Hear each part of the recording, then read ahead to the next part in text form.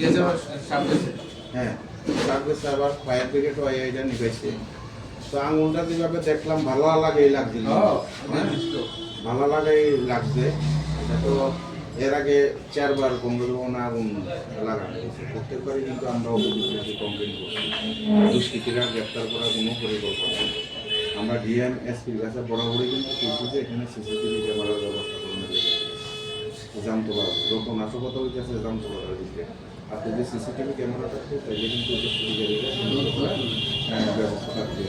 এই কারণে আমরা বিলম্বে একদম 24 আওয়ার্স, এই যেহেতু 4 বার যেহেতু আগুন দিচ্ছে আরও দিব, তারা প্ল্যানিং আরও দিব। 24 আওয়ার্স সিকিউরিটির সাথে কোনো অ্যারেঞ্জমেন্ট করা হয়, আর দুষ্কৃতিকারীদের সাথে তদন্ত করে ড্রাইভার এনে কিছু ঝামেলার লোক আছে যাতে ইয়া করা হয়। উদ্বেগের ব্যাপার, উদয়পুর শহরের প্রাণকেন্দ্রে জামতলাতে আমাদের জেলা কংগ্রেসের আমাদের প্রধান কার্যালয় জেলা। বিগত 4 বার আমাদের জেলা কংগ্রেস আগুন দিয়ে সেখানে পুড়িয়ে দেওয়া, সেখানে ষড়যন্ত্র করেছে, কম্পিউটার লুট করেছে, ফার্নিচার নষ্ট করেছে, আসবাবপত্র জ্বালিয়ে দিয়েছে।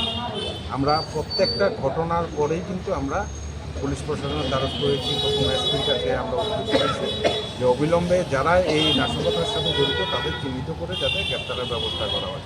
আমরা সবচেয়ে যে বড় দাবিটা করেছিলাম যে জামতলাতে যাতে সিসিটিভি ক্যামেরার আওতায় আনা হয়।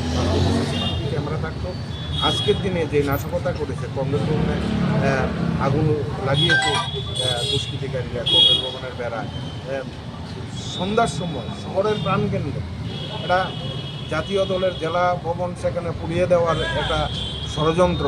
ফায়ার ব্রিগেড খবর পেয়ে, সাধারণ মানুষ ফায়ার ব্রিগেড খবর দিয়েছে, ফায়ার ব্রিগেড দিয়ে আগুন সেখানে আয়ত্তে এনেছে।